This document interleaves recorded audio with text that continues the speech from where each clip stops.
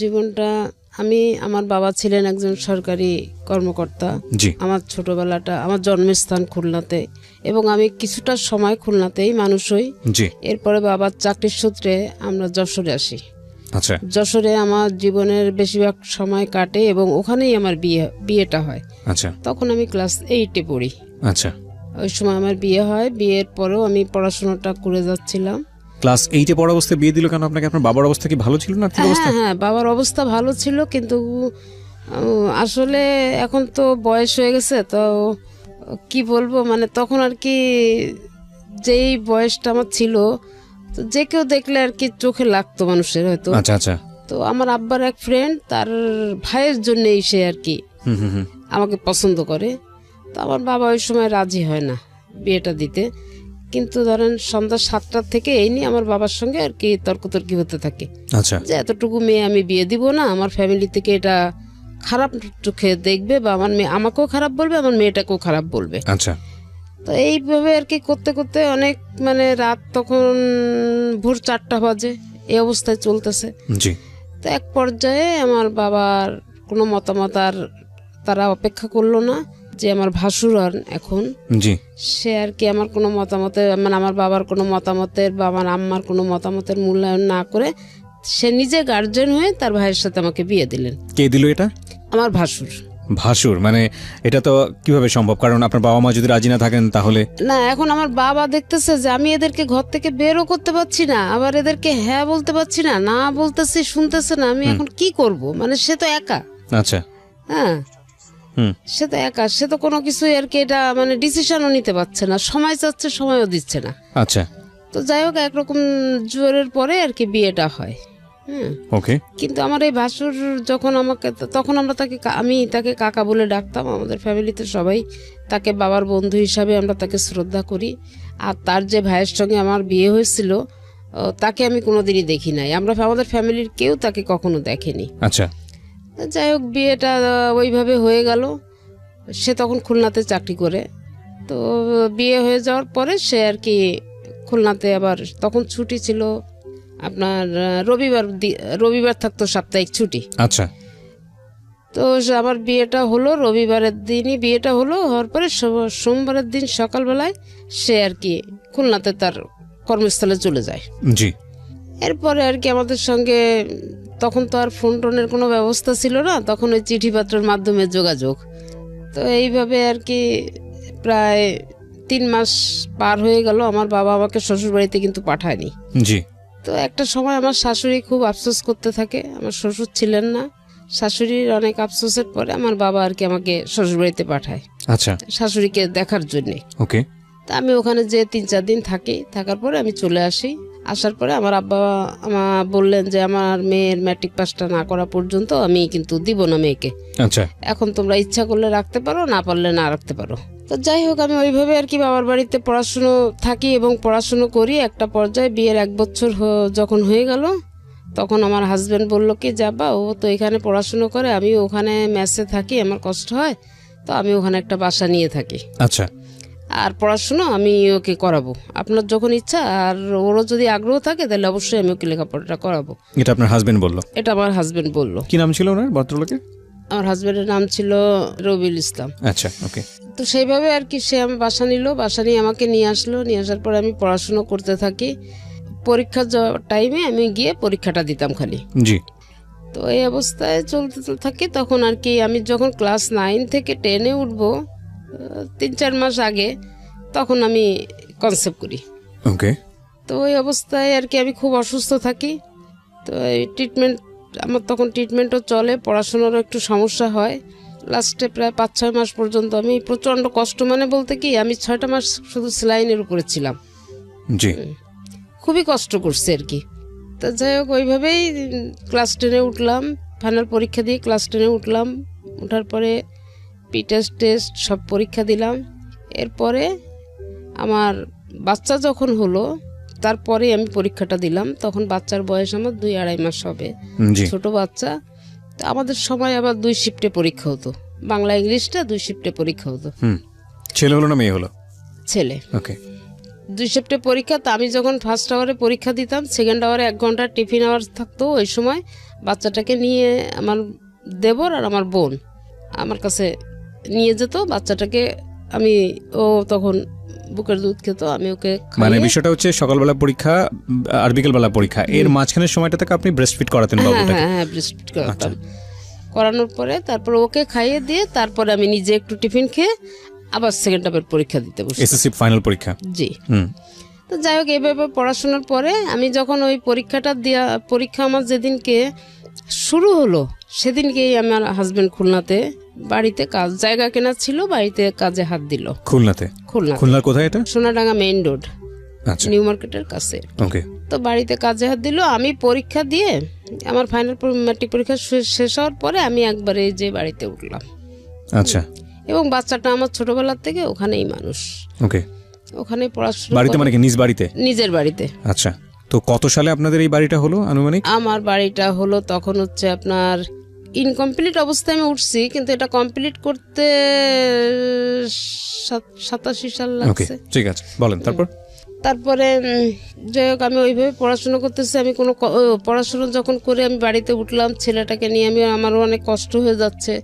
তো আমার হাজবেন্ড কাজের লোক রেখে দিল। সব কিছু আমার সাংসারিক দিক থেকে আমি কোনো কষ্ট আমাকে করতে দেয়নি। তো ছেলেটা যখন একটু 3.5 বছর বয়স হলো, তখন আমি ওকে, আমার পাশে একটা স্কুল আছে, মিশনারি স্কুল, আমি ওখানে ওকে ভর্তি করলাম। আচ্ছা। তো ওখানে ভর্তি করে ওকে দিয়ে আসতাম, নিয়ে আসতাম।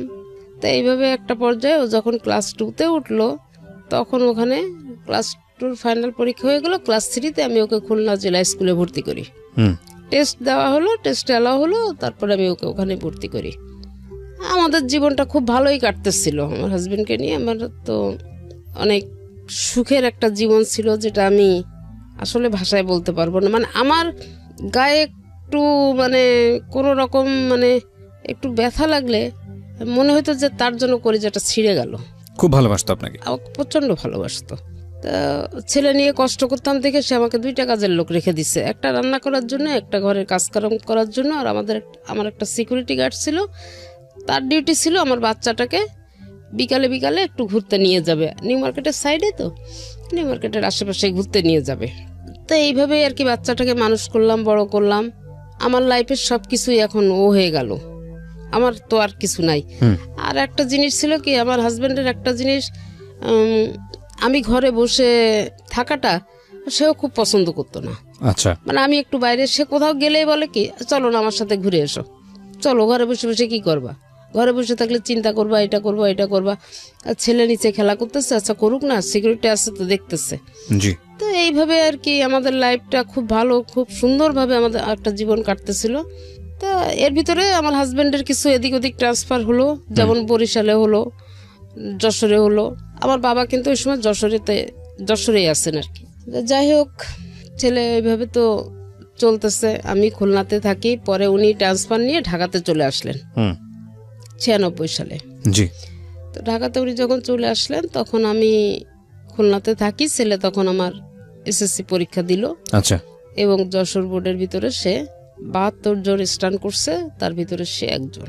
72 জন তো স্ট্যান্ড করার কোনো সুযোগ নেই, কারণ আমি যদি 20 জন স্ট্যান্ড করে না, ওখানে গোল্ডেন সিস্টেম আসছে। তো গোল্ডেন সিস্টেম। কত সালের পরীক্ষার কথা বলছেন আপনি? আমি এটা বলছি আপনার 1 সালের কথা। 2001 সালে? জি। ঠিক আছে, যাই হোক, আপনার ছেলে খুব ভালো রেজাল্ট করেছে। হ্যাঁ, খুব ভালো রেজাল্ট করছে। তখন ওর বাবার ইচ্ছা হলো কি যে ঢাকাতে নিয়ে এসে সে পড়াশোনা করাবে এবং আমাকেও নিয়ে আসবে। আচ্ছা। তা আমার আবার ঢাকা শহরে বসবাসের জন্য আমার কিন্তু আসলে পছন্দ না। আমাদের খুলনাতে আমরা যতটা আরামে বসবাস করি বা আমরা যতটা ভালোভাবে থাকতে পারি, ঢাকার মানুষের জীবন আমার কাছে খুব কঠিন মনে হয়। এটা কি আপনি আগে থেকেই জানতেন নাকি আসার পরে? না, আমি আগে থেকেই জানতাম। কিভাবে জানতেন? আমার ভাই বোনরা আছে, আমি আসতাম, আসা যাওয়া করি। না, এটা আপনি একদম 100% সত্যি কথা বলেছেন। বিশেষ করে শহরতলি এলাকায় যারা বড় হয়েছে, তারা ঢাকা শহরে এসে মানিয়ে নেওয়া খুব কঠিন। এবং এটাও আবার সত্য যে 2, 4, 10, 15 বছর যখন ঢাকা শহরে মানুষ অভ্যস্ত হয়ে যায়, তখন ঢাকা শহরের মানুষ আবার অন্য জেলায় গিয়ে থাকা, সেটাও খুব কঠিন হয়ে যায়। হ্যাঁ। তো তখন আমার ওই হাজবেন্ড যখন এখানে আসলো, তখন সে বললো কি যে ছেলে তো ম্যাট্রিক পাস করছে, ভালো রেজাল্ট করছে, তো আমি তো ছিলাম না, তুমি তো সবকিছু করছো, আমার পক্ষ থেকে তোমার জন্য একটা ভালো গিফট থাকবে। ওই সময় ওই 1 সালে উনি ফার্স্ট আমাকে ওই ছেলের রেজাল্টের উপরে ভিত্তি করে আমাকে ফার্স্ট মোবাইল গিফট করে উনি। আপনাকে মোবাইল গিফট করলো? হ্যাঁ আমাকে। আচ্ছা, যাক আমি তখন ওই ছেলেকে উনি ঢাকাতে নিয়ে আসবে, এখানে কোচিং করাবে, ভর্তি আপনার করাবে। ছেলে কোন বিভাগে ছিল, মানবিক, সায়েন্স না কমার্স? সায়েন্স। সায়েন্সে ছিল। সায়েন্সে থেকে এত ভালো স্টুডেন্ট ছিল? হ্যাঁ খুবই ভালো স্টুডেন্ট ওকে। এখনো পর্যন্ত। আপনি ওর হাতের লেখা দেখলে আপনি অবাক হয়ে যাবেন যে এত সুন্দর হাতের লেখা, কিন্তু ওর হাতের লেখাটা আমি ওকে শিখাইছি। Beautiful, beautiful. ঠিক আছে, আপনি এসএসসি পরে কি করলেন? ওই লেখাপড়া বন্ধ করে দিলেন? আমি লেখাপড়া বন্ধ না, হ্যাঁ কিছুটা সময় গ্যাপ রাখলাম। আচ্ছা ঠিক আছে, সামনের দিকে আগাই। তারপর? হ্যাঁ তারপরে যখন আমি ছেলেকে জেলা স্কুলে দিলাম, তখন আমি ওই ছেলেকে যখন পড়াইতাম, আমি নিজেও টিচার পড়াতো, তারপরে তো আমাকে গাইড করতে হতো কিছুটা। তো ওকে যখন পড়াতে শুরু করলাম, তখন আর কি আমি নিজে আবার পড়াশোনা শুরু করি। এটা কি মানে এসএসসির আগে, ছেলের এসএসসির আগে না পরের ঘটনা? ছেলের এসএসসির আগের ঘটনা। ওকে। আমি আবার পড়াশোনা শুরু করি এবং আমি ওই সময় আবার যাই হোক আমি পরবর্তীতে আর কি এটা আবার আমি এসএসসি পরীক্ষা দেই। এসএসসি দেন নাকি এইচএসসি? এসএসসি দিই। ম্যাট্রিক তো আপনি পাস করলেন? হ্যাঁ। তারপর আবার দিলেন? আবার দিলাম এই কারণে, আমার ভাসুর ছিলেন কলেজের প্রফেসর, তো তা বললো দেখো যে মানুষের ভবিষ্যৎ তো কিছু বলা যায় না, যদি পরবর্তীতে ও চাকরিতে বাকরি কিছু করতে চায়, তো ওর যে এই গ্যাপটা, এই গ্যাপের জন্য দেখা যাবে যে ওর চাকরিতে অনেক সমস্যা হতে পারে বা নাও হতে পারে চাকরি। আচ্ছা। তা ও নতুন করে আবার শুরু করুক। আবার নতুন করে এসএসসি পরীক্ষা দিলেন? হ্যাঁ। পাস করলেন? হ্যাঁ তখন আমি পরীক্ষা দিলাম, পাস করলাম, ম্যাট্রিক পাস করলাম, ইন্টার করলাম, ডিগ্রিও করলাম।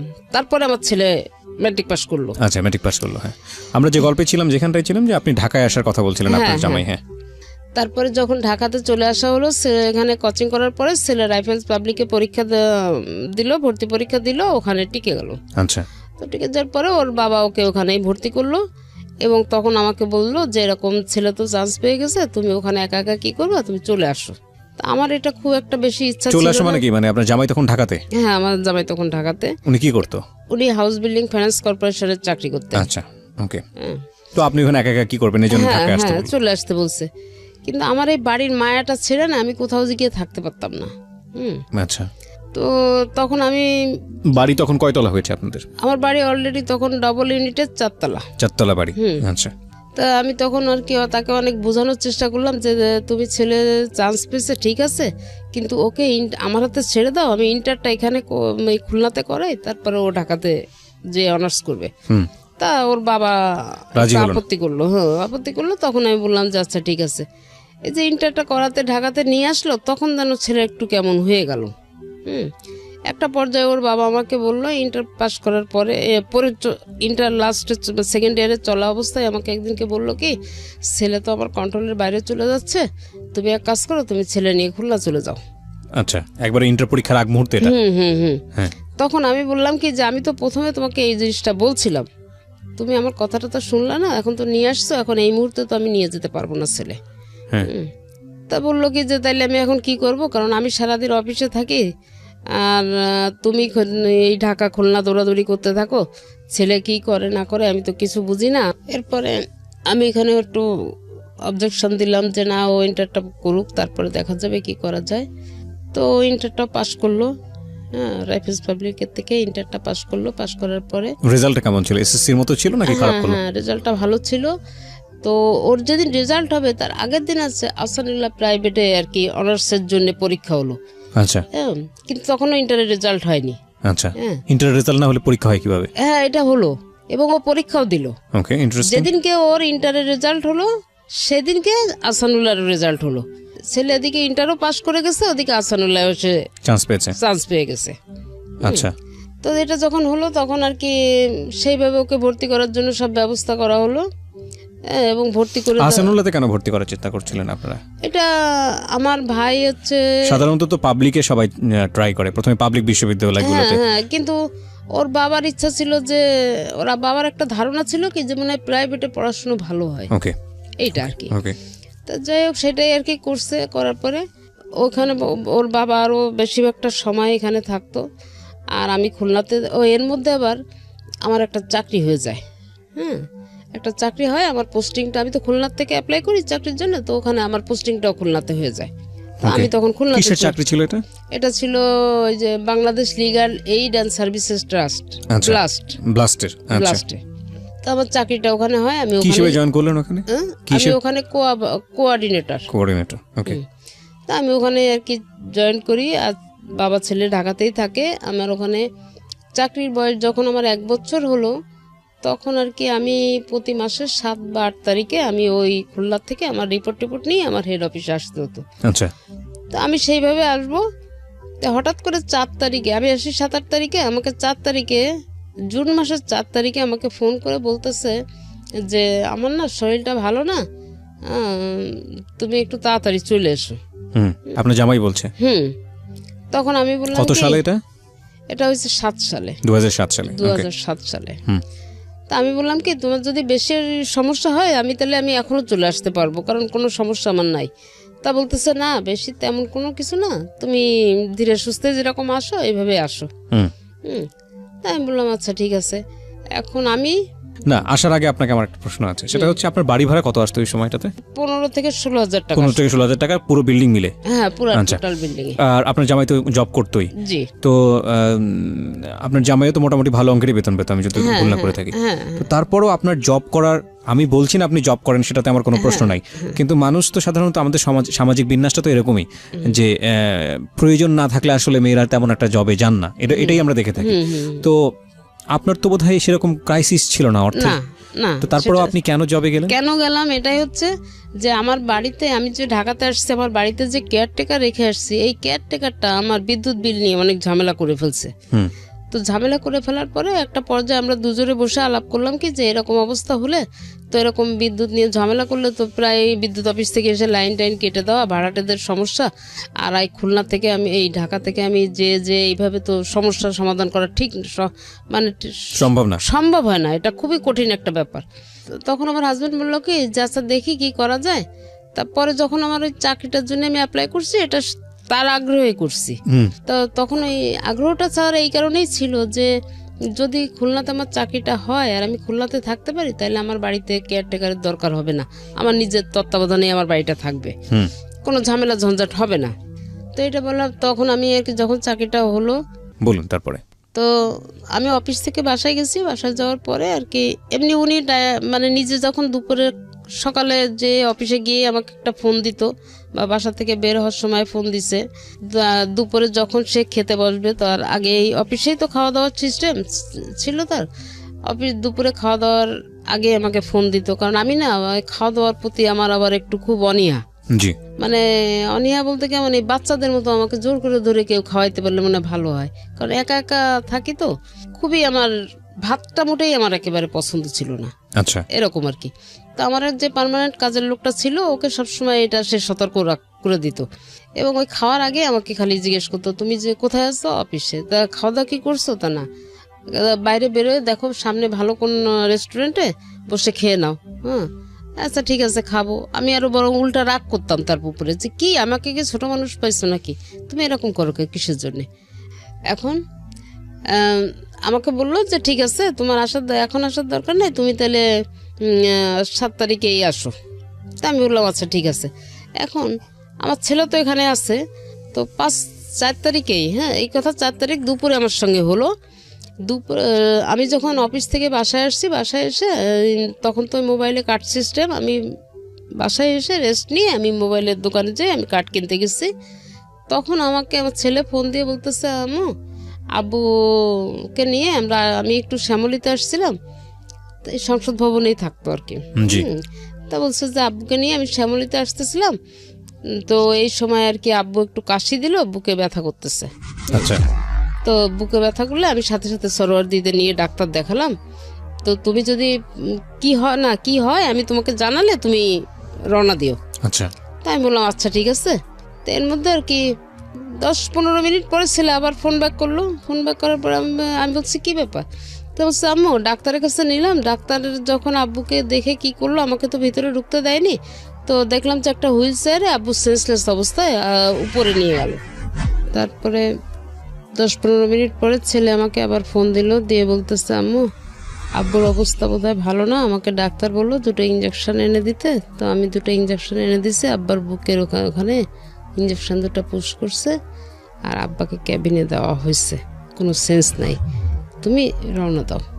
তো ওই মুহূর্তে আমি আর কি সাথে সাথে আমি টিকিট করে আমি 9:45 আগে কোনো গাড়ি পাই না। তো আমি বাসা থেকে যে আমার কাজের মেয়েটা আমাকে গুছাই দিল, আমি রেডি হয়ে স্ট্যান্ডে আসলাম, গাড়িতে উঠবো, আমার ব্যাগ দেওয়া হয়ে গেছে, আমি উঠবো। ঠিক সেই মুহূর্তে আমার ভাসুরের ছেলে, তারাও ঢাকাতেই থাকে, ও ফোন করে আমাকে বলল যে চাচি কোথায় আছেন? তাই আমি বললাম আমি গাড়িতে উঠতেছি। বললো আপনার আসার দরকার নাই, চাচা মারা গেছে। শুধু এই কথাটুকু শোনার পরে আমি আর কিছু বলতে পারি না। তো একেবারে সুস্থ একটা মানুষ ছিলেন, হঠাৎ করে হার্ট অ্যাটাক করেছে। হ্যাঁ, একদম হঠাৎ করে, মানে আসরের নামাজ পড়ে বাসা থেকে বের হয়েছে, উনি শেভ করে বাসায় গিয়ে মাগরিবের নামাজ পড়বে। আচ্ছা, এই ছিল তার টার্গেট। কিন্তু ওই যে আসরের নামাজটা পড়ে আসছে আর মাগরিবের আজানটা দিছে, সে আমরা কষ্ট পাচ্ছি, নিশ্চয়ই কষ্ট পাওয়ার মতোই বিষয়, প্রতিটা মৃত্যুই আমাদেরকে কষ্ট দেয়, কিন্তু জীবন যেরকম সত্য, মৃত্যু সেরকম শাশ্বত সত্য। একটা অদ্ভুত বিষয় হচ্ছে যে প্রকৃতিতে যার প্রাণ আছে তার মৃত্যু ঘটবেই, এটা খুব স্বাভাবিক। কিন্তু আমাদের ব্যক্তি জীবনে আমরা মৃত্যুকে স্মরণ করি না, এবং করি না বলেই দেখবেন যে আসলে প্রতি মুহূর্তেই অনেক ধরনের ভুলভাল করে ফেলি।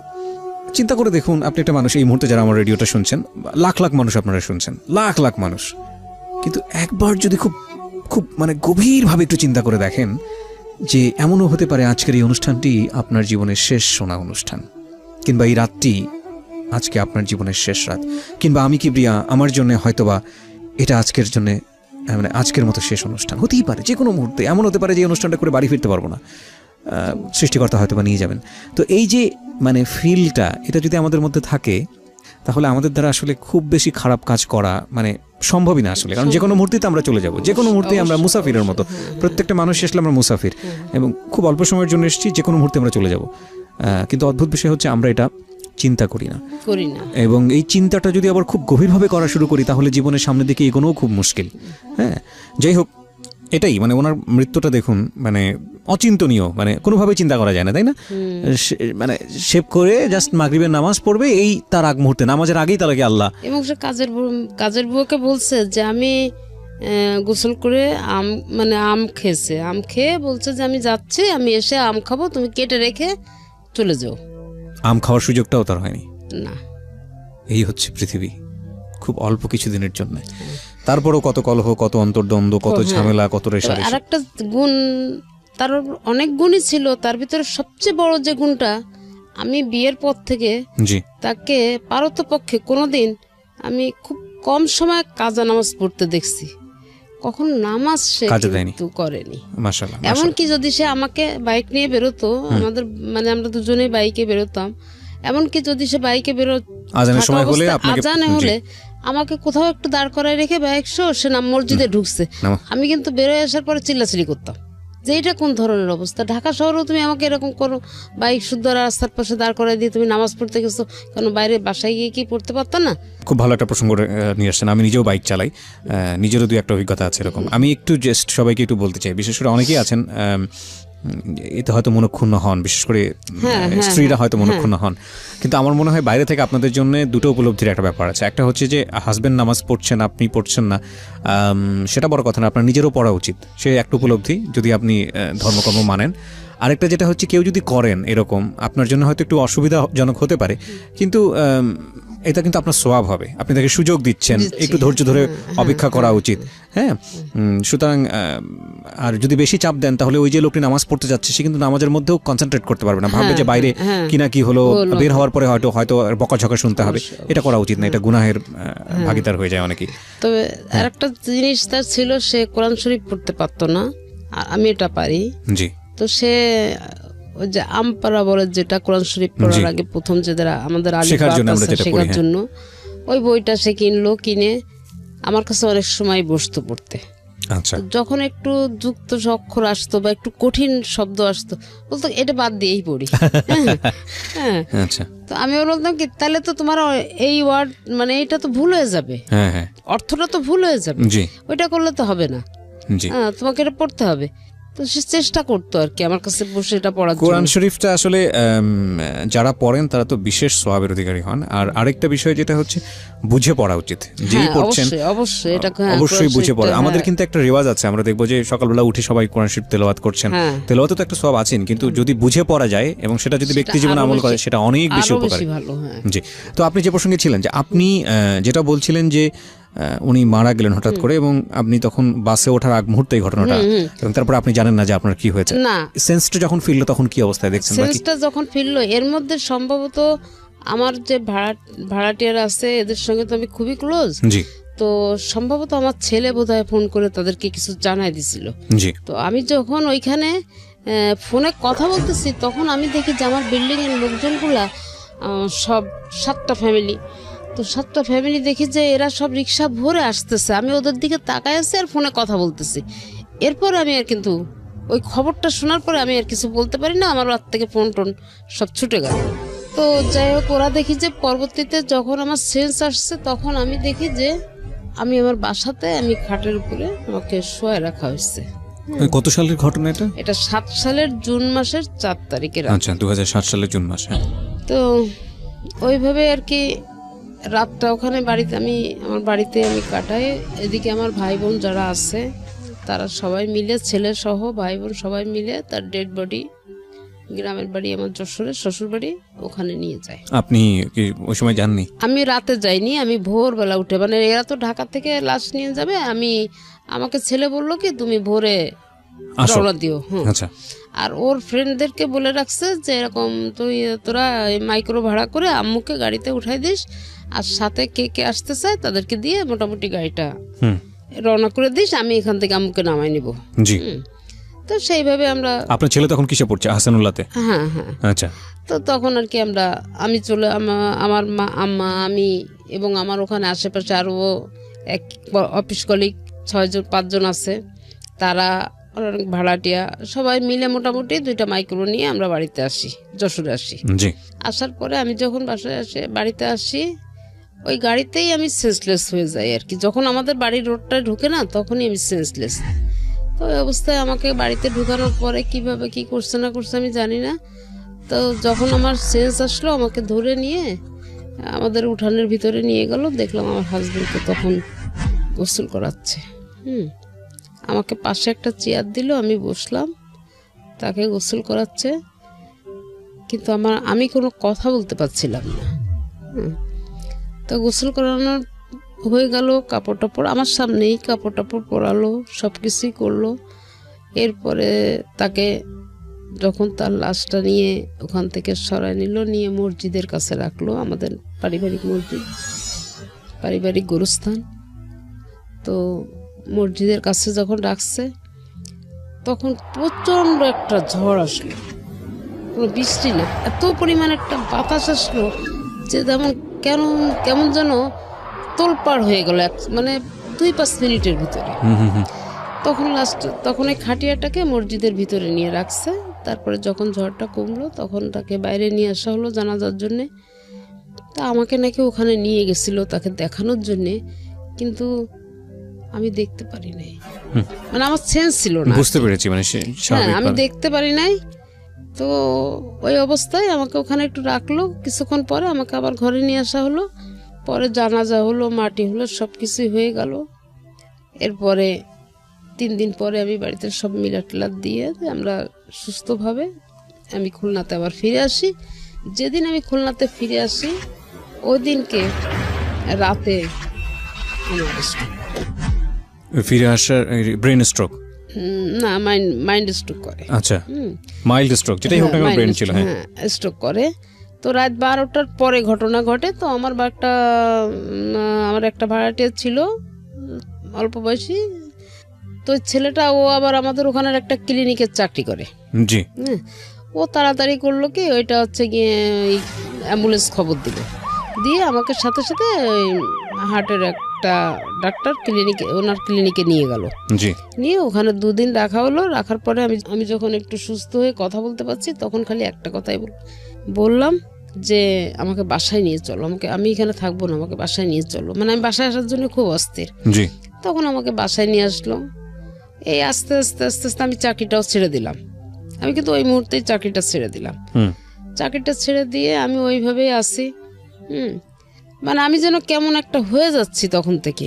আচ্ছা, আমার ভিতরে আস্তে আস্তে পরিবর্তনটা আসতে শুরু করে, এবং পরিবর্তনটা আস্তে আস্তে তখন আমি দেখি কি যে আমার ছেলেটাও যেন কেমন হয়ে যাচ্ছে।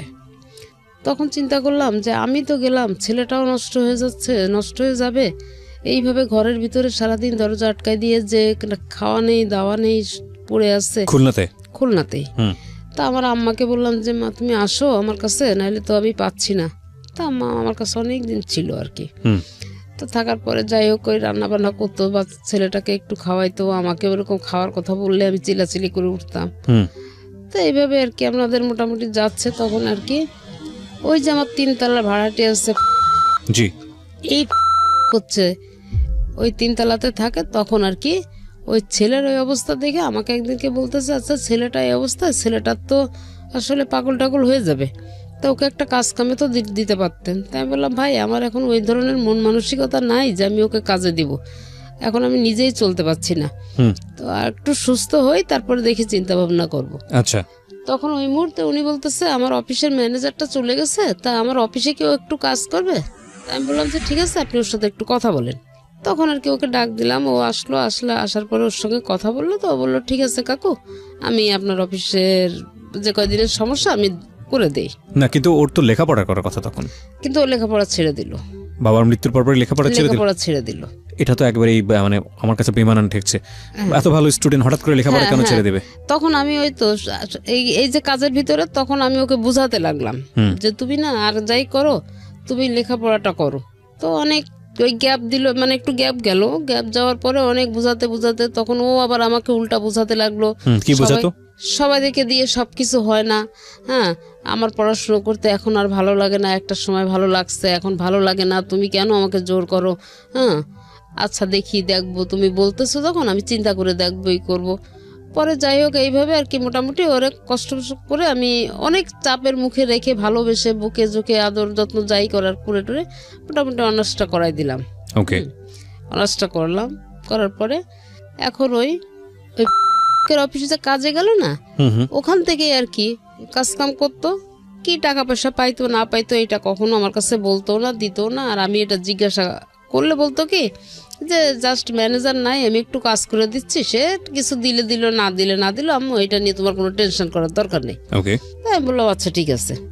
তো কাজ করতে করতে একটা পর্যায়ে সে ছেলেকে কি দিয়ে কি পরামর্শ করলো আমি জানি না, তখন হচ্ছে যে আপনার 9 সালের লাস্টের দিকে। ওকে, তখন আর কি ছেলেকে কি দিয়ে কি পরামর্শ দিল, তখন ছেলে আমাকে বলতে লাগলো যে আমি বাড়িটা ভাগ করে নিব।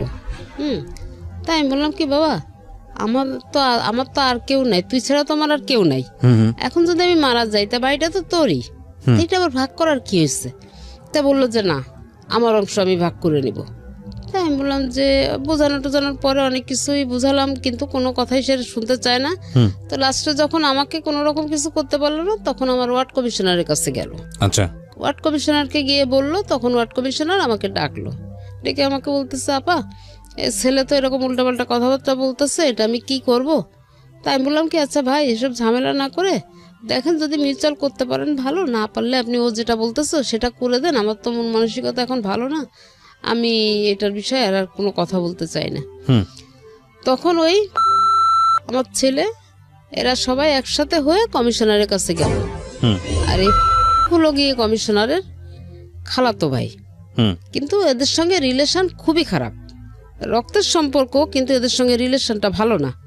তো এরা আবার ঠিক করলো কি যে দোতলাতে আমরা তো থাকি, ছেলে থাকে এক ফ্ল্যাটে, আমি থাকি আর এক ফ্ল্যাটে, জি, মানে পুরাটাই আমাদের, দোতলা পুরাটাই আমাদের, কিন্তু ওইটাকে এখন ওই দোতলাটা বাদ দিলে নিচতলার 2টা ফ্ল্যাট হচ্ছে আমাকে দিল, আর 3 তলার 2টা ফ্ল্যাট, 4 তলার 2টা ফ্ল্যাট দিল হচ্ছে ছেলেকে, জি, ছেলের চলাফেরা খাওয়া দাওয়ার জন্য, আর আমাকে দিল আমার খাওয়া দাওয়ার জন্য, আমাকে 2টা ফ্ল্যাট দেওয়া হলো। ওকে, তো আমি সেইভাবে আছি, কোনো কিছু না, কোনো ঝামেলা ঝঞ্ঝাট আর করতেছি না, চুপচাপ আছি। তো একটা পর্যায়ে আর কি ছেলে একটা দিতে হয়, তাহলে আপনি আন্টিকে একটু ডেকে নিয়ে আসেন, ওকে, উনি বললে আমরা আপনাকে দিব। ওকে, তো এইভাবে আর কি আমি ওখানে গেলাম, যাওয়ার পরে শোনার পরে আমি বললাম কি আচ্ছা ঠিক আছে তোমরা চুপ করো, দেখি আমি ওর সঙ্গে কথা বলে দেখি কি হয়েছে। তো আমি একটা পর্যায়ে ও যখন ঘরে আসে সেই সময় আমি যে বলতেছে কি আচ্ছা ভাই কি হয়েছে, কি উল্টাপাল্টা করতেছে কেন, আপনারা তো কমিশনারের মাধ্যম দিয়ে সবকিছু সেটেল করে নিয়ে আসছে, তো এখন এটা নিয়ে আবার কেন ঝামেলা করতেছে। তা বলতেছে কি যে এখন সেটা কি করে বলবো, এখন সে পুরা তার বাড়ির তো বেশি অংশ তার হিসাবে তো আপনি একটা ফ্ল্যাট পান, 7টা ফ্ল্যাট তো তার, তা আপনি এখন যদি সেটা জোর করে রাখতে চান ধরতে চান তাহলে তো আপনার এটা ঝামেলা হবেই। তাই আমি বললাম এটা তো বিষয় না, বিষয়টা হচ্ছে আপনারা কমিশনারকে দিয়ে করাইছেন বিচারটা, আমি কিন্তু করি নাই, তো এখন আপনারা কেন সেটা নিয়ে ঝামেলা করছেন। তো এক পর্যায়ে ওনার কাছ থেকে শোনার পরে ওনার কথাবার্তার ভাবভঙ্গি আমার কাছে ভালো লাগেনি, না লাগাতে আমি এসে ছেলের ঘরে ঢুকে আমি ছেলেকে বললাম যে আচ্ছা তোর কি সমস্যা বলতো আমাকে, তোর যদি কোনো সমস্যা থাকে সেটা তুই আমার সাথে বল, কিন্তু কেন তুই ভাড়াটাদের কাছে গিয়ে সমস্ত বলে নিজেকে ছোট করতেছিস। তো বলার সাথে সাথে ও আমাকে আমাকে একদম ডাইরেক্ট একদম এইভাবে ওরকম খাটে বসা, আমি এরকম দাঁড়ানোর সামনে, এই কথাটা বলার সাথে সাথে আমাকে বলতেছে কি তুই আমার ঘরে ঢুকছিস কি জন্যে, তুই আমার ঘর থেকে বের হ। তাই আমি বললাম কি হ্যাঁ আমি তোর ঘরে থাকতে আসিনি, আমি তোর ঘর থেকে বের হব, কিন্তু আমার প্রশ্নটার উত্তর দিয়ে দে, আমি চলে যাচ্ছি। তা বলতেছে আমি যদি তোর প্রশ্নের উত্তর না দেয় তুই আমার কি করবি। তাই আমি বললাম এইটা কোন ধরনের কথা, তোকে লেখাপড়া শিখাইছি, তোকে শিক্ষিত করছি, তোর মুখ থেকে এরকম ভাষা তো আমি কখনো আশা করি নাই। তুই জন্মের পর থেকে তোর সোনার চামচ মুখে নিয়ে তুই জন্ম নিচ্ছিস এক কথা বলতে গেলে, আজকে তুই কি ধরনের ভাষা ব্যবহার করতেছিস হ্যাঁ আমার সাথে। তো এই কথা বলার সাথে বলতেছে কি তোর কাছে কি আমাকে কৈফিয়ত দিতে হবে নাকি, বলে আমাকে গলাটা ধরে একটা ধাক্কা দিয়ে একটা ঘরের ভিতরে ওই ফার্নিচারের ফাঁকা একটা চিপার মতন ওইটার ভিতরে ফেলে দিছে। ও কি বলেন, মানে এই ফার্স্ট আমার গায়ে হাত দিল, আমার গলাটা ধরে একটা এইভাবে ধাক্কা দিল, আর আমি একটা চিপার মধ্যে ঢুকে গেলাম, মানে যেখানে একটা ড্রেসিং টেবিল একটা রিডিং টেবিল মাঝখানে এতটুকু ফাঁকা, এর মধ্যে পড়ে গেলাম। পড়ে যাওয়ার পরে আমি আর উঠতে পারছি না ওখান থেকে। তো যাই হোক অনেক কষ্ট করে আমি খুব চেষ্টা করে আমি আর কি উঠলাম ওখান থেকে। ওঠার পরে আমি উঠে ওকে ঠাস করে একটা চড় লাগাই দিলাম। চড় দেওয়ার পরে ও কি করলো, আমার হাতে আমার এই বা হাতটা স্পন্ডালাইসিসের সমস্যা আছে, তো আমার হাতটাকে মোড়ায়ে ধরে আমাকে ফ্লোরে ফেলাই দিল চিৎ করে, একদম পুরা চিৎ করে ফেলে দিয়ে আমার এই 2টা পা এক জায়গায় করে ও একটা পা দিয়ে চেপে ধরছে, আমার পাটা চেপে ধরছে, আর একটা হাত দিয়ে আমার হাত ধরছে আর একটা হাত আমার এই জায়গাটায়।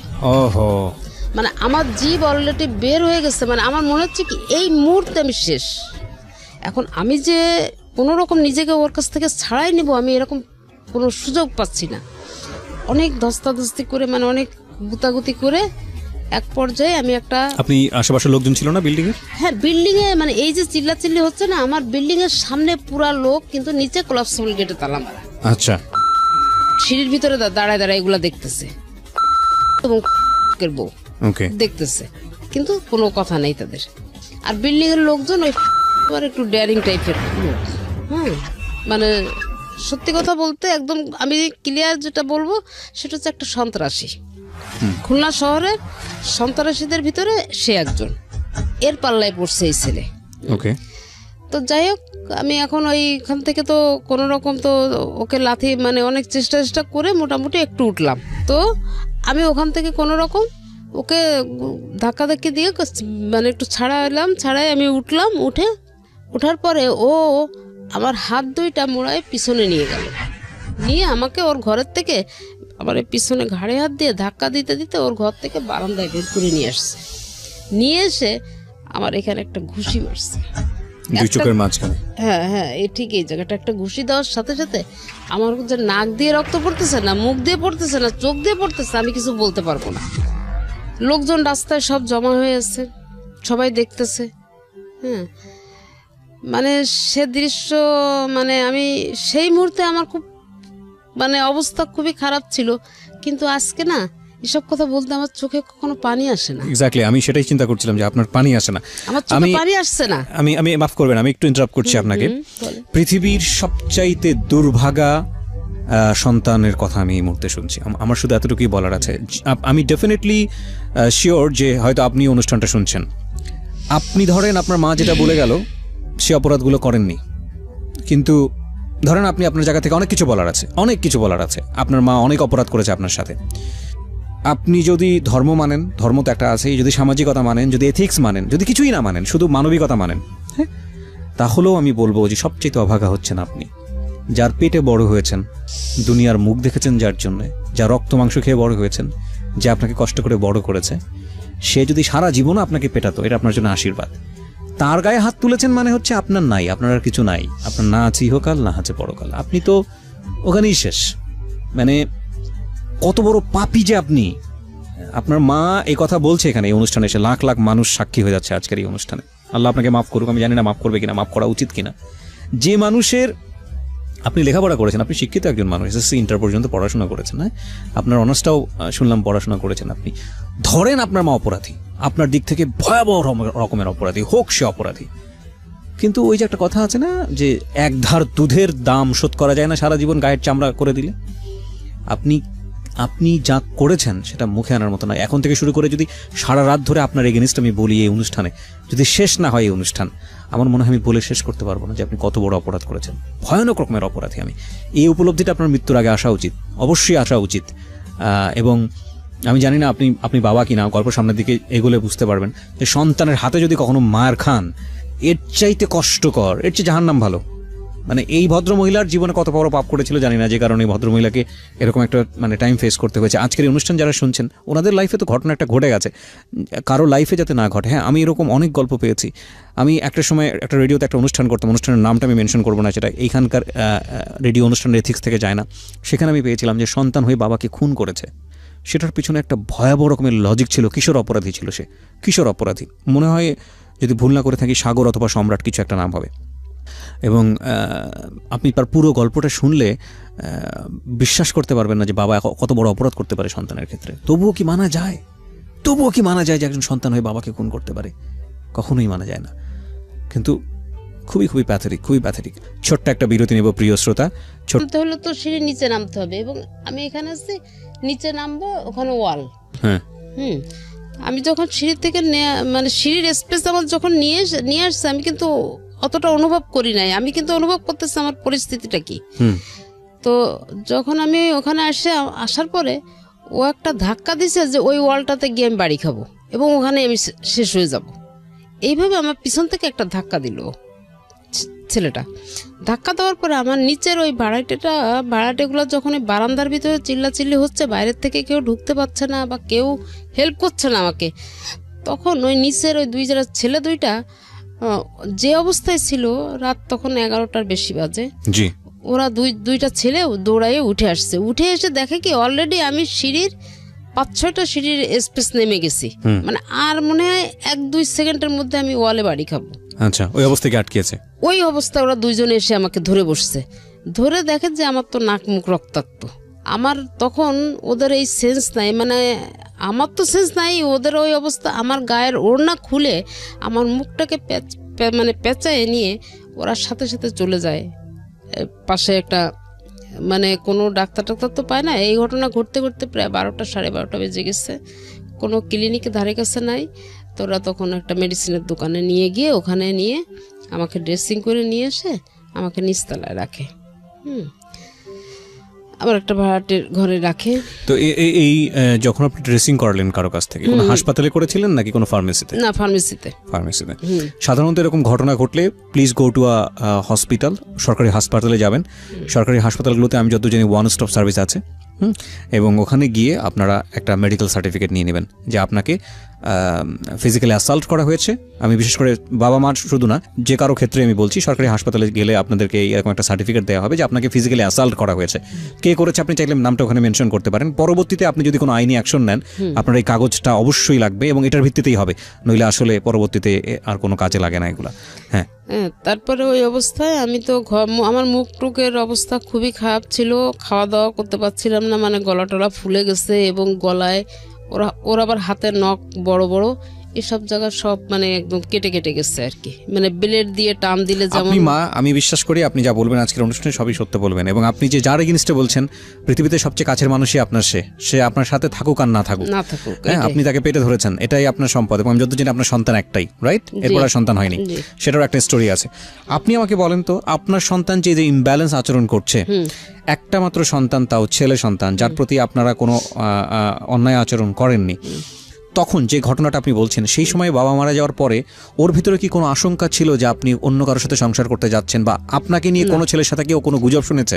না, ও নিজে আমাকে বলতো কি যে দেখো এই বাড়িটা আমার বাবার, এই বাড়ির মালিক আমি।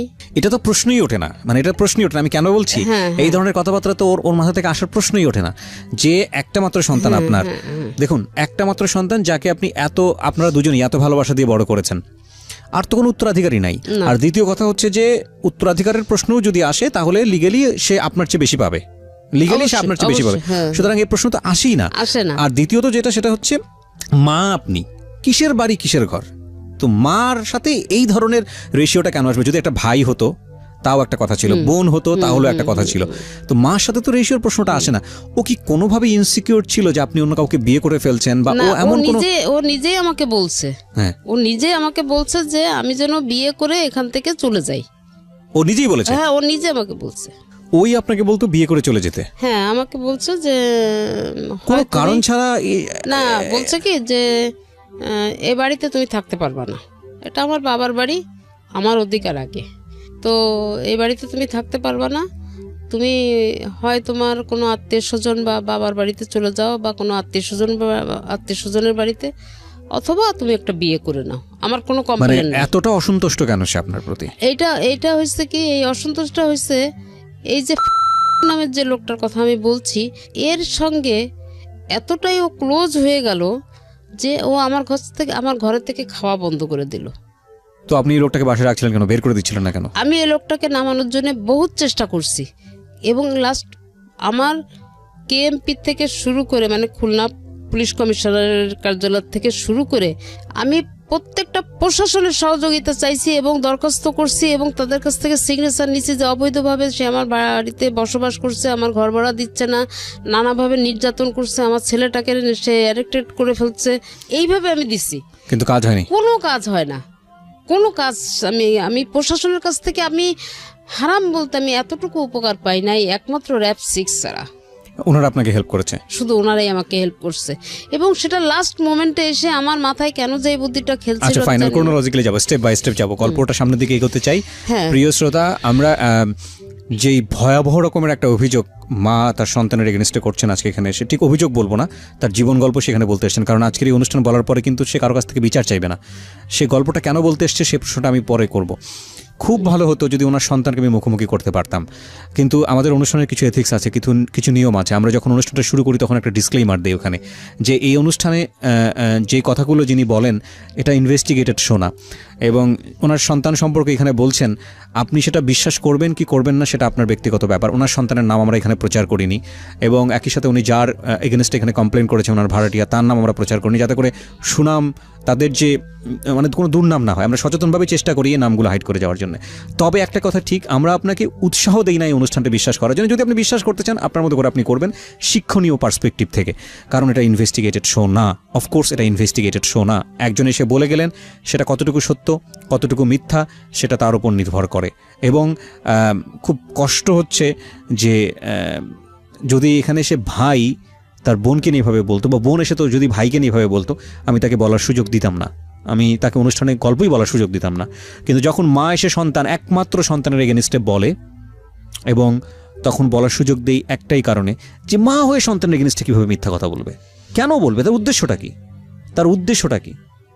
তার উদ্দেশ্য থাকতে পারে না। এবং এই ঘটনা কিন্তু একবার ঘটেনি, আরও বহুবার ঘটেছে। সামনের দিকে একটু এগোতে চাই। তবে নাথিং ইজ ইম্পসিবল।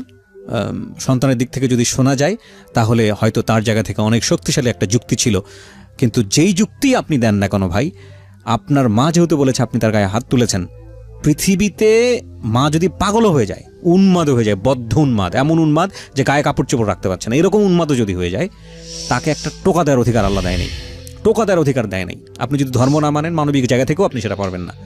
তাহলে এই পার্সপেক্টিভ থেকেই আমি আমাদের আজকের এই অনুষ্ঠানটাতে ওনাকে বলার সুযোগ দিয়েছি। জি বলুন। তারপর হ্যাঁ, ওখান থেকে করে নিয়ে আসার পরে আমাকে নিচে রাখা হলো। তো আমার একটা খালাতো ভাই, সে আবার ওই সময় পাশে থাকতো, ও আসছে, ও খবর পেয়ে আসছে। আসার পরে তখন আর কি আমার ভাই আর কি আমার ছেলেকে একটু বকাঝকা দিয়ে দিল। দিয়ে আমার যে নিজের ভাই, সে আবার ঢাকাতে থাকে, তাকে আবার ফোন করে জানানোর পরে তখন আমার ভাই ওকেও, আমার ওই খালাতো ভাইটাকে বলতেছে এক্ষুনি ওকে নিয়ে তোরা সোনাডাঙ্গা থানাতে ওই পুলিশের হাতে হ্যান্ড ওভার করে দেয়। ওরা এত বড় সাহস হলো কি করে? তো যাই হোক, এইভাবে আর কি এখন আমার ওই ভাইটা ওর সঙ্গে তর্ক বিতর্কে এক পর্যায়ে ও গেটে লক করে রাখছে, আর গেট খুলে না। ছেলে গেট খুলতেছে না, লক করে রাখছে। ও অনেক আমার ওই ভাইটা ধাক্কাধাক্কি করছে কিন্তু খোলেনি। ও পরে আর কেউ চলে গেল। পরে দেখাশোনা করতে থাকে, আমার ভাইটা দেখতেছে। আমার মামা তো বোন একটা অ্যাডভোকেট, ও 2 দিন ও খবর পায়, কিভাবে যেন খবর পেয়ে ও আমাকে দেখতে আসে। দেখতে আসার পরে ও আমাকে দেখে বলতেছে যে আপা এই কি অবস্থা, এটা তো ঠিক না, আসলে ওর বিরুদ্ধে একটা ব্যবস্থা নেওয়া দরকার। ও তো অনেকদিন থেকে এইরকম তো তোমাকে ডিস্টার্ব করতেছে, একটা মামলা করে দাও ওর নামে, ওকে জেলে ঢুকানোর ব্যবস্থা করে দিই, কিছুদিন একটু থেকে দেখি একটু শিক্ষা হয় কিনা। তো আমার ওই বোন আছে, মামাতো বোন, তারপরে মামা, খালাতো ভাই, মোটামুটি ফ্যামিলির বেশ কিছু লোকজন আছে অ্যাডভোকেট ওনাতে। তারা মিলে সবাই একটা পরামর্শ করলো, করে ওকে একটা মামলা দিয়ে, কোর্টের মাধ্যমে একটা মামলা দিয়ে ওকে জেলে দেওয়া হলো। দেওয়ার পরে তখন আর কি করলো, তখন 12 দিনের মাথায় ওকে বললো যে 65,000 টাকা খরচ করে ওকে বের করে নিয়ে আসলো। ওকে। তো ওই সময়টায় ওই যে ছেলে মারছে, আমি অসুস্থ, ওই সময় আমি আমার আম্মার কাছে গিয়ে থাকি আর কি, পাশাপাশি তো খুব বেশি একটা দূর না। আমি আম্মার কাছে গিয়ে থাকি। তো ওই সময় একটু সুস্থ হওয়ার পরে ওই এদিকে ছেলেও বেরোয় আসছে, আমি একটু সুস্থ হইলাম, বাসায় আসলাম। বাসায় এসে দেখি কি যে আমার আলমারি ভেঙে, আমার আলমারি ভেঙে আলমারির ভিতরে আমার 7.5 ভরি অর্নামেন্টস ছিল, সেটা নিয়ে গেছে আমার ছেলে। হ্যাঁ, আমার ঘরের দরজা ভেঙে ফেলছে। ওকে। ঘরের দরজায় যে হ্যাজবোল্টটা দেওয়া, লকটা দেওয়া, এই লকটাকে কাটছে। জি। কেটে আমার ল্যান্ডফোন, টিভি, গ্যাসের সিলিন্ডার, আমাদের ওখানে তো সিলিন্ডার ব্যবহার করি আমরা, সিলিন্ডার, তারপরে হচ্ছে যে আলমারির ভিতর থেকে আমার কাপড় চোপড়, আমার শীতের কাপড়, আমার পার্সপত্র, সার্টিফিকেট এবং আমার ফাইলপত্র যেখানে যা ছিল নেওয়ার মতন সব কিছু নিয়ে গিয়ে আমাদের যে দোতলায় পুরো একটা ফ্ল্যাট, তো একটা ফ্ল্যাটের মাঝখানে ও পার্টিশন দিয়ে দিচ্ছে ইট দিকেতে। ওকে। দিয়ে আমারটা সেপারেট করে ফেলছে, ওরটা সেপারেট করে ফেলছে। ও আমার ফ্রিজ ট্রিজ সব নিয়ে গেছে। আচ্ছা। তো আমি যখন বাসায় আসলাম, বাসায় আসার পরে আমি পরিস্থিতি তো দেখলাম, দেখে চুপচাপ আছি। এখন আমার আম্মা তো বলতেছে যে আমি কি তোকে এইভাবে রেখে যাব, যদি রাত্রে আবার কোনো দুর্ঘটনা ঘটে? আমি বললাম যে না, তুমি যাও।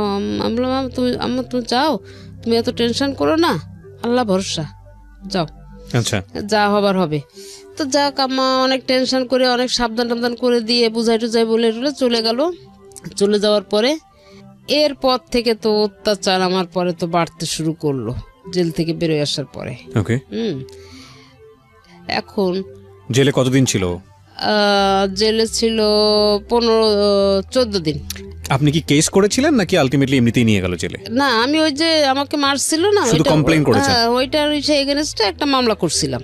মামলা করলে তো সে বের হয়ে আসলো কিভাবে, আমি ঠিক বুঝলাম না। মামলা করলেও বের হয়ে আসলো কিভাবে, এটা হচ্ছে কি আমারও এটা টার্গেট, যেহেতু মা মামলা করছে সেই ক্ষেত্রে তো অন্য কেউ বের করে নিয়ে আসতে পারে না বা পারার কথাও না। কিন্তু এখানে কোনো এখানে আচ্ছা ঠিক আছে, আইনগতভাবে আমি এটা আপনাকে বুঝাইতে পারবো না। যাই হোক, সে আপনি মামলা দিলেন, ছেলে জেলে ছিল, কিছুদিনের মধ্যে সে আবার বের হয়ে আসলো। আচ্ছা, তারপর কি হলো?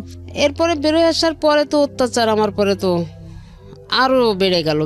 মানে কি, এতদিন তো ছেলে করতেছিল, আপনি ছেলেকে দিয়ে করাচ্ছিলেন, এখন ওয়াইফ, এখন পুরা ফ্যামিলিটা আর আমার ছেলে পুরো এক হয়ে গেল, আর আমি হয়ে গেলাম একটা সাইড।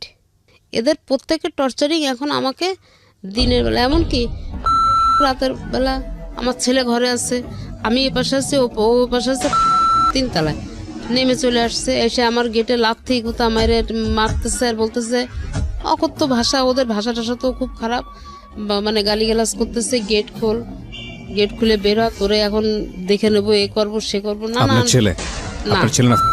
ওকে। কিন্তু ছেলে পাশের ঘরের থেকে সবই জানতেছে শুনতেছে, ছেলেকে আর এখন ফেস করাচ্ছে না, এখন কিন্তু ফেস হচ্ছে। তো এইভাবে শোনেন, এইভাবে মার ধর খাইতে খাইতে আমি তো একদম অতিষ্ঠ হয়ে যাচ্ছি। তারপরে যাই হোক, আমি কোনো জায়গায় কোনো কিছু করতে পারছি না। এলাকার যারা গণ্যমান্য ব্যক্তি আছে তাদেরকে জানালাম, তারাও ওকে ডাকলো, বসলো, কারোর ডাকে ডাকে কোনো পাত্তা দেয় না। এবং সে তার বক্তব্য হচ্ছে কি, আমাকে সে উল্টা আমাকে ধমকায়, আজকে অমুকের কাছে গেছিলি, তমুকের কাছে গেছিলি, আমার ক্ষমতা সম্পর্কে তুই কিছু জানিস, তোকে আমি কি করতে পারি, তোকে যে কোনো সময় কিন্তু রাস্তাঘাটে শেষ করে দেবো, এইভাবে আর কি আমাকে হুমকি ধামকি দিয়ে যাচ্ছে। এমনকি আমি গেটে লক করে আমি ভিতরে থাকি, কিন্তু বাইরে থেকে কেউ বুঝতে পারবে না যে ঘরে কোনো মানুষ আছে। হ্যাঁ, মানে কোনো শব্দ ছাড়াই আমি ভিতরে থাকতেছি। তো যাই হোক, এইভাবে আর কি আমার কাটতে কাটতে এক পর্যায়ে আমি নিরুপায় হয়ে 14 সালে, 14 সালের একটা রমজান, এইভাবে কিন্তু আমি ওকে একটু ভালো করার জন্য না, আমি নিজের থেকে সে মানে যেচে পড়ে ওকে আমি যে একটু ভালো হওয়ার জন্যে, ওই কাছ থেকে সরে আসার জন্য আমি ওকে বোঝানোর চেষ্টা করি। তো ওই চেষ্টা করতে গিয়ে আমাকে উল্টা মার খেতে হচ্ছে। কিন্তু সেই মার খেয়েও আমি কিন্তু ওকে পায়ে ধরতেছি, আমি পায়ে ধরছি, আমি ছেলের পায়ে ধরছি, আমি পায়ে ধরে বলতেছি, বাবা আমি তো দুটো পায়ে ধরি, তুই ছাড়া আমার দুনিয়ায় আর কেউ নাই, তুই আমাকে এইভাবে মারিস না, তুই আমাকে এইভাবে অত্যাচার করিস না, আমার সব কিছু কিন্তু তোর। বাবা আমি তোকে নিয়ে জীবনটা কাটাতে চাই, আমি যে কদিন বেঁচে থাকবো আমি তোকে নিয়ে বাঁচতে চাই, তুই আমাকে এইভাবে ফেলে দিস না বাবা। হ্যাঁ, আর এই যে তোর সঙ্গে যা করতেছে না, এই বাড়িটা তোর কাছ থেকে ও যে কোনো কিছুর বিনিময়ে বাড়িটা তোর কাছ থেকে লিখে নেবে, এটা তুই বুঝতে পারতেছিস না, কেন তোর মাথায় এই কাজটা করতেছে না, বাবা তুই ওখান থেকে সরে আয়, তুই সরে আয়। এসব বলতে গেলে তখন ওই আমার তো মার তো খেতেই হয়েছে। পরে একদিনকে লাস্ট গত 14 রোজার দিন আমি ওকে আবার ওই ডাকলাম, ডেকে আমি বলতেছি, বাবা রমজান মাস, তুই তো উপরে গিয়ে ইফতারি খাস, আমি তো ঘরে খাই, তা একটা দিন অন্তত উপরে কোথায় খায়? ঘরে খাওয়া দাওয়া সব ওখানে, মানে ও বাজার, ও যদি কিছু কেনাকাটা করে সেটাও ওখানে। এমনও আমি নিজের চোখে দেখছি, আমি এরকম আমার বারান্দায় বসে আছি, বারান্দার সিঁড়ি দিয়ে তো উঠতে হয়, আমার সিঁড়ির পাশেই বারান্দায় বসে আছি, দেখি 10 কেজি আম নিয়ে যাচ্ছে, 2টা প্যাকেটে 10 কেজি আম নিয়ে উপরে উঠতেছে রোজার মাসে। আমি একটা আমও সে বছর খেতে পারি নাই। তো ভাড়া কি ভাড়াটিয়ারা ওকে দিত না আপনাকে দিত? ভাড়া ওর অংশের ভাড়া ওকে দিত, আমার অংশের ভাড়া আমাকেই দিত। ওর এই যে মারামারির ঘটনাটা হওয়ার পরে আমি কমিশনারকে জানানোর পরে কমিশনার আর কি ভাগ করে দেয়। ভাগ করে তো দিছে আগে, তারপরে আমার ভাড়াটাও আবার নিবে। আচ্ছা, তো এটা নিয়ে আর কি তোর সমস্যা হয়। তো যাই হোক, ওইভাবে চলতেছে। তো আমি একদিন করে বললাম যে বাবা রোজার মাস, রাত্রে ভোররাত্রে তুই কোথায় গিয়ে খাবি, কি করবি, তা আমার সঙ্গে তুই ইফতারি করিস আর না করিস, অন্তত ভোররাত্রে আমার সাথে ভাত কাটা খাস। তো এই কথা বলার পরে বললো কি যে আমার কি খাওয়ার জায়গার অভাব আছে নাকি যে তোমারটা খাইতে হবে? তাই বললাম না, এটা আমার মনেতে বলতেছে যে রোজার মাসে হয়তো বা খেয়ে থাকবি না খেয়ে থাকবি, তুই তো রোজা কখনো ছাড়িস না। তো যাই হোক আর কি, অনেক বোঝানোর পরে ও আমার কথা শুনতেছে না, আমাকে ধাক্কা দিয়ে মানে ওর ঘরের বারান্দা থেকে বের করে দিচ্ছে, খুবই করতেছে। আর আমি খালি ওর পায়ে ধরে বলতেছি, বাবা তুই একটু রোজার মাসটা আমার সাথে খা, নাহলে তোর কষ্ট হয়ে যাবে, তুই না খেয়ে রোজা থাকতে পারবি না বাবা। তো এগুলো বলা টলার পরে লাস্টে এক পর্যায়ে আমি যখন ওর পাটা আর কি ধরে আসছি, ওই অবস্থায় ও আমাকে এইভাবে কোলে করে তুলে এইভাবে ধরে চেলে মারছে। মারার সাথে আমার এই পাশটা লাগছে, বুঝছেন, কোমরের থেকে একদম পুরো এই সাইডটা লাগছে, প্রায় ব্যথা করে। আমি পেন কিলিয়ার খাই, এটা খাওয়ার পরে একটু কমে, হয়তো দেখা যায় 5-7 দিন 1 সপ্তাহ ভালো থাকে। তো এই করতে করতে তো 4 বছর পার হয়ে গেছে, 5 বছর চলতেছে এই অবস্থায়। এখন তো আমার এই সাইড প্যারালাইজড হয়ে গেল হঠাৎ করে, এখন ট্রিটমেন্ট চলতেছে আর কি আমার পায়ের। তো যাই হোক, করে কোনো রকমে আমি কিছু করতে পারলাম না, ওরকমভাবেই চলতে থাকলে এর ভিতরে ও আবার অবশ্য একবার মোটরসাইকেল অ্যাক্সিডেন্ট করে। জি। মোটরসাইকেল অ্যাক্সিডেন্ট করে ওর এই পুরো হাতটা মানে এই পুরো 5টা আঙ্গুলের জয়েন্ট খুলে যায় এবং এইখান থেকে এই পর্যন্ত 6টা টুকরা হয়ে যায়। আচ্ছা, ডান হাতের। তো তখন ওই হাসপাতালে ভর্তি হলো। ভর্তি হওয়ার পরে আমার মা ভাই বোন যারা ছিল খুলনাতে সবাই গেল, আমিও গেলাম। যখনই আমি গেছি আমাকে দেখছে, তখন বলতেছে যে কেন আসছো? তা আমি বললাম যে শুনলাম তুই অ্যাক্সিডেন্ট করছিস, তাই আমি আসলাম আর কি। এখানে তোমার আসার তো কোনো প্রয়োজন নেই, আমার অনেক লোক আছে। ফাইন, আমি না মানতে পারছি না। প্রথম কথা হচ্ছে যে কি করে? হ্যাঁ, বাড়ি বিক্রি করে। ওকে। তো এইটার বাধা হয়েছিলাম আমি। ওকে, যে কারণে সবকিছুতেই আপনাকে দেখতে পাচ্ছি না। এই একটাই কারণ। আমি যদি প্রথম চান্সে এটা রাজি হতাম তাহলে হয়তো জিনিসটা আজকে এত দূর পর্যন্ত আসতো না। আচ্ছা ঠিক আছে, বলেন তারপর। তো যাই হোক, আমি ওইভাবে হাসপাতালে তখন আমি ওকে দেখতে গেলাম। ওই যখন ওটিতে ঢুকাবে ওকে অপারেশনের জন্য, তখন আমি গেলাম ওখানে। যাওয়ার পরে আমারও বলতেছে যে তুই যদি এখান থেকে না যাস আমি ওটিতে ঢুকবো না, আমি কিন্তু এখনই এই হাসপাতাল থেকে বেরোয় চলে যাব। তা আমি বলতেছি কি কেন, আমি কি করছি তোর? তা বলছে কি যে তুই তো আমার জীবনটা শেষ করে দিলি। তা একদম এইভাবে কথাবার্তা বলতেছে। যাই হোক, আমি ওর বন্ধু বান্ধব ছিল, আরও লোকজন ছিল, আমি মান সম্মানের খাতিরে আস্তে করে আমি ও 3 তলায় ছিল, আমি 2 তলায় এসে সিঁড়ির ভিতরে দাঁড়াই আসছি। যখন ওকে ওটিতে ঢুকাইলো তখন আমি ওটির সামনে গিয়ে দাঁড়ালাম। পরে যখন ওর অপারেশন করে বের করলো, তখন তো সেন্স ছিল না, তখন আমি কাছে গেলাম, মাথাটাতে একটু হাত টাত দিলাম, দিয়ে ওখানে কাছে কিছু সময় বসলাম।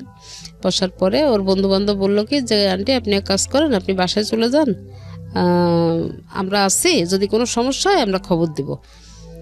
আমি জানি যে আমার ছেলে আবার কোল বালিশ ছাড়া ঘুমাতে পারে না। তা আমি বাসায় গেছি, মানে আমার বাসার থেকে ক্লিনিক পর্যন্ত আসতে 3 থেকে 4 মিনিট লাগে হেঁটে আসলে।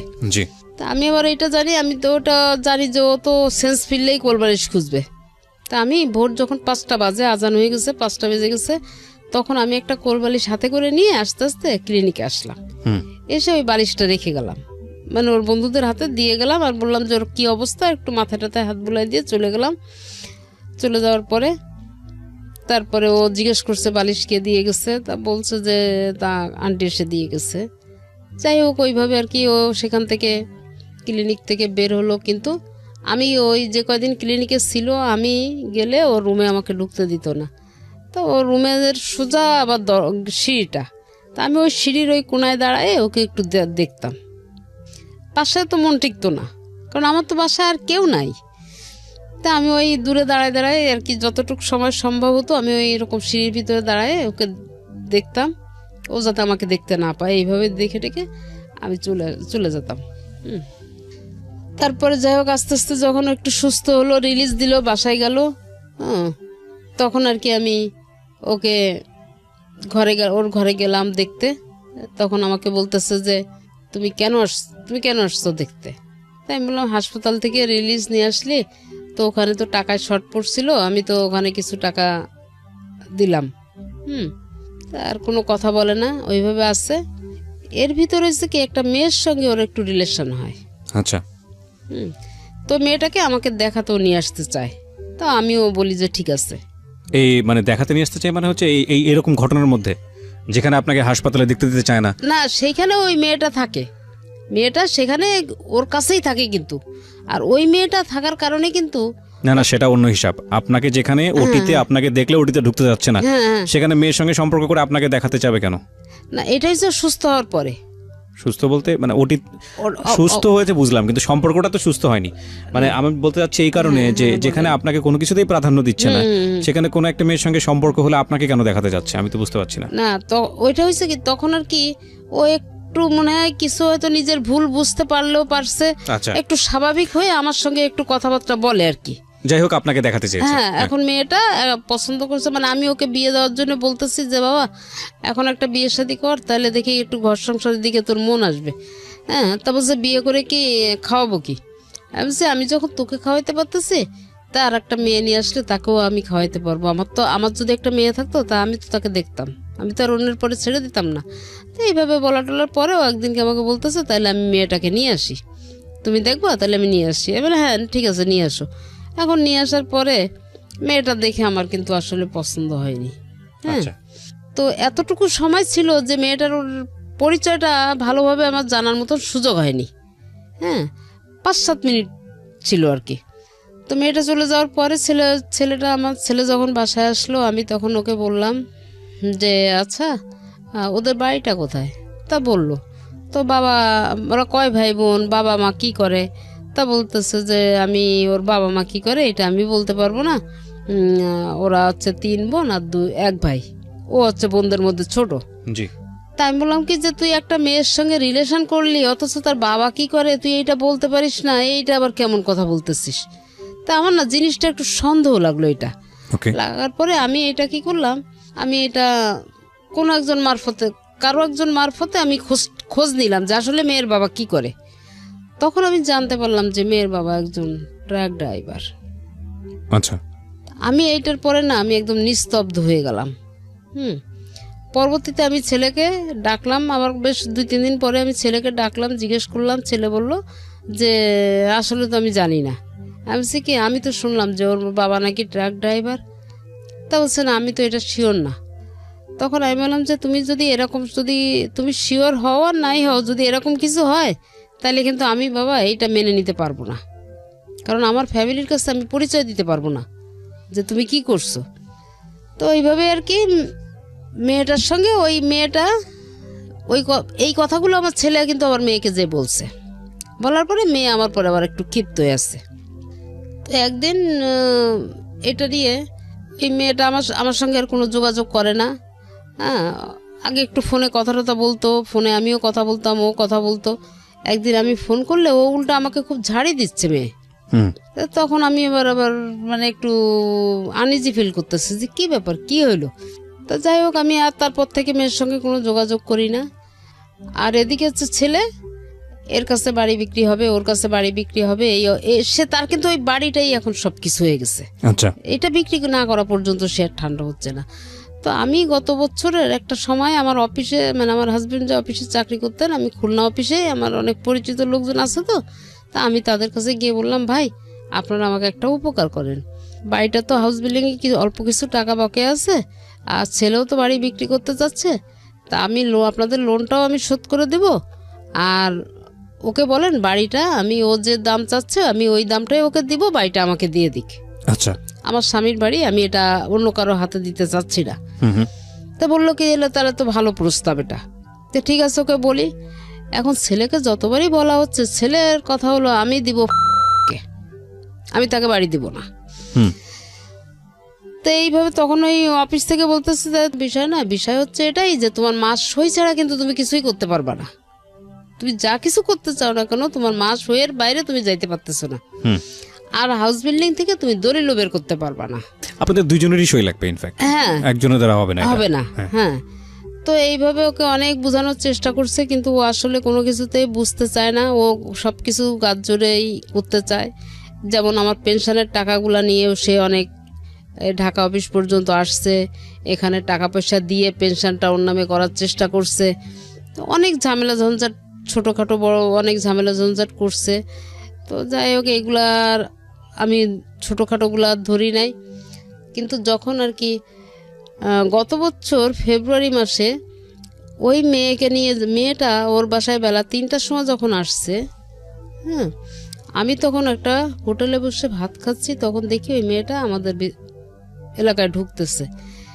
আর সন্ধ্যা, আমি ওইটা দেখে বসেই আছি, মেয়ে কিন্তু ঘর থেকে আর বের হয় না।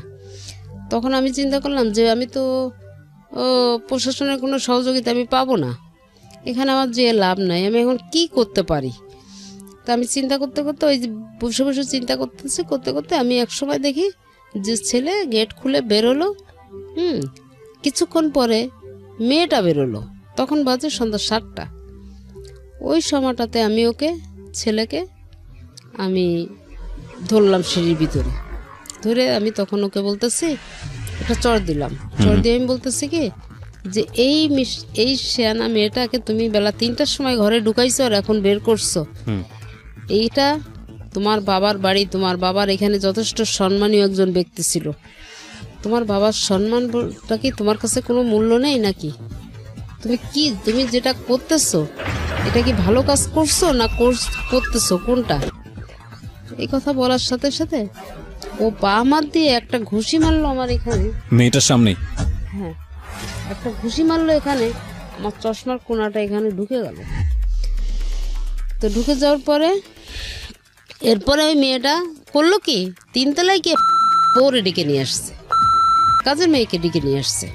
এরা আসলো, আসার পরে এই মেয়ে আমার হাত চেপে ধরছে, মানে যে এখন আমার ছেলের বউ, সে আমার 2টা হাত একসাথে করে চেপে ধরে বলতেছে কি যে আমার স্বামীর গায়ে হাত দিছিস, আর তোর তো সাহস কম না?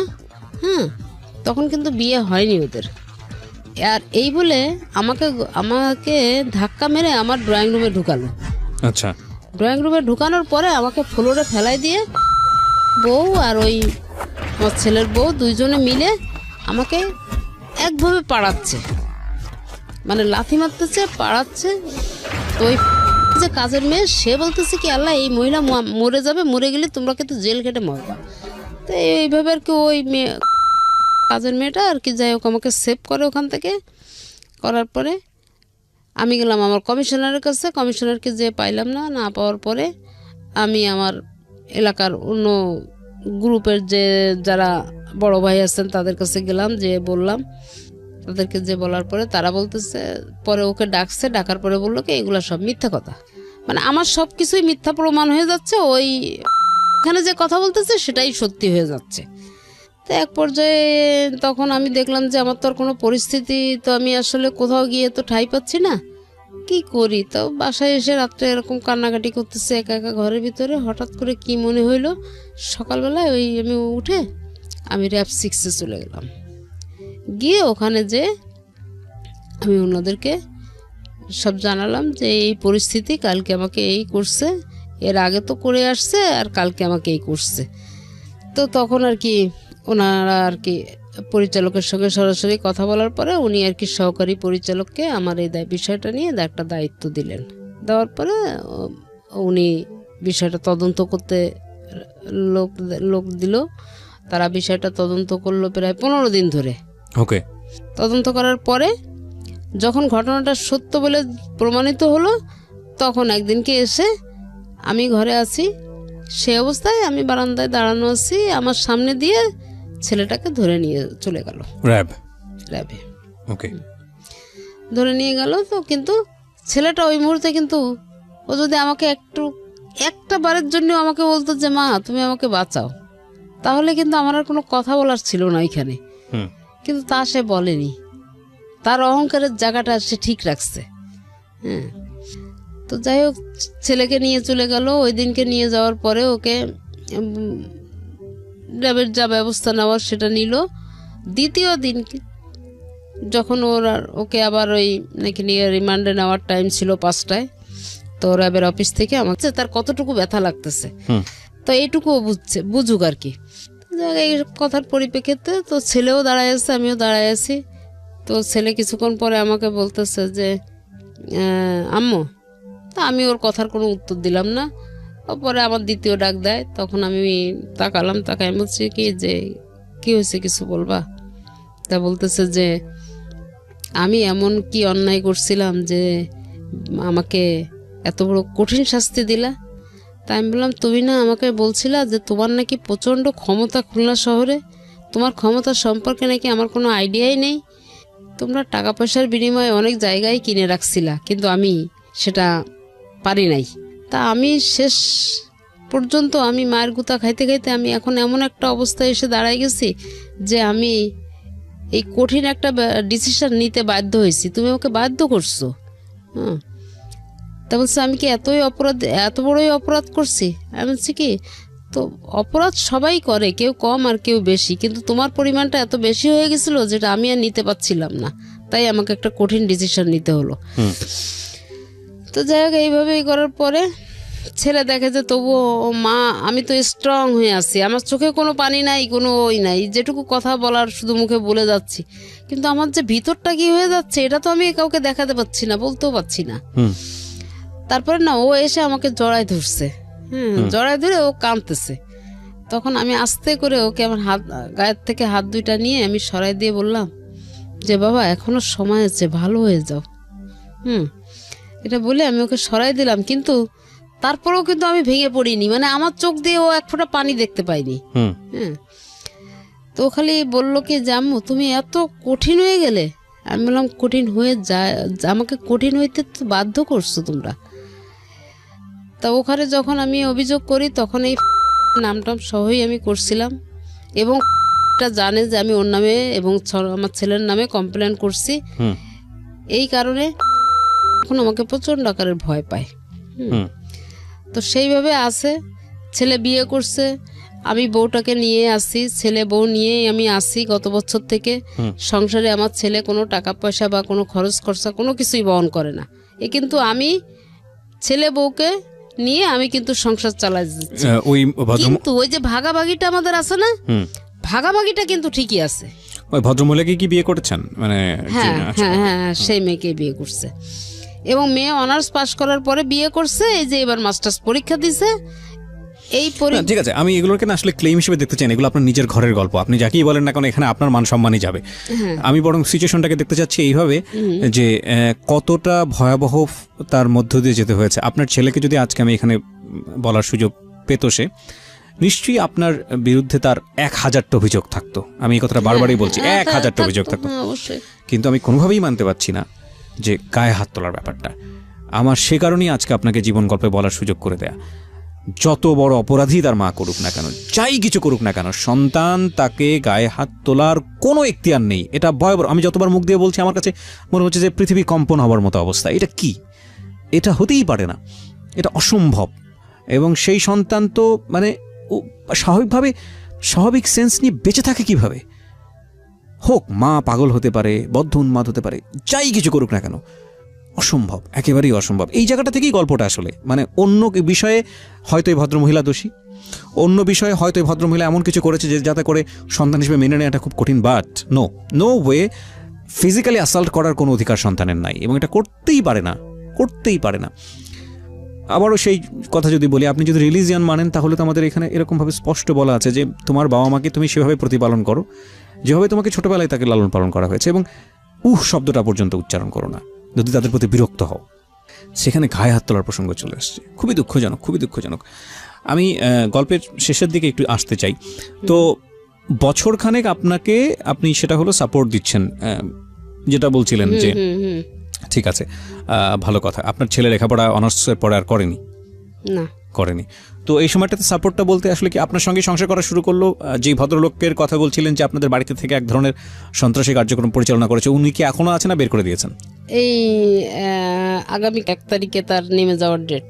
এখনো পর্যন্ত সে এত কিছুর পরেও আছে? আমার এখনো পর্যন্ত আমি এই ছেলেকে দিয়ে আমি চেষ্টা করলে আধা ঘন্টার ভিতরে আমি ওকে নামাবো, কিন্তু এই আমার ছেলের কোথায় যেন একটা দুর্বলতা আছে ওর প্রতি। আমার ছেলে ওকে নামাইতেই দিতে চায় না। কি দুর্বলতা? বিয়ে করেছে কতদিন? বিয়ে করছে 1 বছর। 1 বছর যাবত সংসার ধর্ম করে খাচ্ছে তারা? সংসার ধর্ম আমার সাথেই আর কি, আমি সবকিছু আপনার সঙ্গে আছে। বাড়িটার কি অবস্থা? বাড়িটা নিয়ে হচ্ছে সেই বাড়ি তো ওদেরকে দিবে, এটাই হচ্ছে ওদের সঙ্গে একটা এগ্রিমেন্ট করা আছে। কাদেরকে? মানে ওই সাথে একটা এগ্রিমেন্ট করা আছে, বাড়িটা ওদেরকে দিবে। তো সেটা আর কি, আমি শুধু আমার কথা ছিল এটাই যে আমার জীবনে আমার শরীরে 1 বিন্দু রক্ত থাকতে আমি আমার বাড়িটা আমি দিতে দেবো না। হ্যাঁ, আর সে হচ্ছে ছাড়া দিবে না। তা লাস্টে একটা মিউচুয়ালের ভিতর দিয়ে যাই হোক আমি বাড়িটাকে রক্ষা করতে পারছি। হ্যাঁ, আর আমার ছেলের যে বউটা আছে, এই যে 1 বছর বিয়ে করছে না, এই 1 বছরের ভিতরে 2টা ঈদ গেছে, একটা রমজান মাস গেছে। 1 বছরের ভিতরে এই পর্যন্ত আমার ছেলে বা বউ একটা দিনের জন্য, একটা বেলার জন্যে আমার সাথে বসে ভাত খাইনি। কিন্তু সংসারে আমি মাসে 20 থেকে 25,000 টাকা সমস্ত খরচ আমি বহন করি, কিন্তু আমার সাথে একটা ঈদের দিনও তারা আমার সঙ্গে 1 মুঠো ভাত খেতে পারেনি। এটা আমার সবচেয়ে বড় কষ্টের জায়গা। এই কষ্টগুলো হয়তোবা কোনোদিনও যাবে না, কারণ আজকে আপনি রেডিওতে যে গল্পটা বলে গেলেন এরপরে কষ্ট হয়তো আরও বাড়বে। কারণ আমরা আসলে না ভালো দিকগুলো নেই না, কারণ মানবিক দিক থেকে যদি বিচার করা যায় তাহলে হয়তো বলবো যে যিনি গল্পটা আজকে এখানে বললেন তার কষ্টের জায়গা থেকে তিনি বলেছেন। আপনার সন্তান যদি এটাকে ইগোর জায়গা থেকে নেয় তাহলে হয়তো আপনার সঙ্গে খারাপ আচরণ আরও বাড়বে। আমি যে প্রশ্নটা করেছিলাম যে বাড়ির অবস্থাটা কি, এই বাড়িটার সমাধান কি হয়েছে শেষ পর্যন্ত? হ্যাঁ, বাড়ির অবস্থাটা এখন আমারই এক রিলেটিভের মাধ্যম দিয়েই আর কি আমার নেওয়া হচ্ছে। মানে আপনি নিয়েছেন বাড়িটা কার কাছ থেকে? মানে ছেলের অংশটা আপনি কিনে নিয়েছেন? হ্যাঁ হ্যাঁ, কত টাকা দিয়ে কিনে নিয়েছেন? তাকে 65 লাখ টাকা দেওয়া হয়েছে। এই 65 লাখ টাকা আপনি কোথায় পেয়েছেন? এই 65 লাখ টাকা আমার হাজবেন্ডের পেনশনের টাকাটা। আমি এতদিন কোনো হাত দেই নাই, আমি উঠাই নাই। কত বছর হলো উনি মারা গেছেন? 2001-এ মারা গেছেন? 4-এ। 2004-এ মারা গেছেন। এই টাকাটা আপনি না সরি 7-এ। সাথে এই টাকা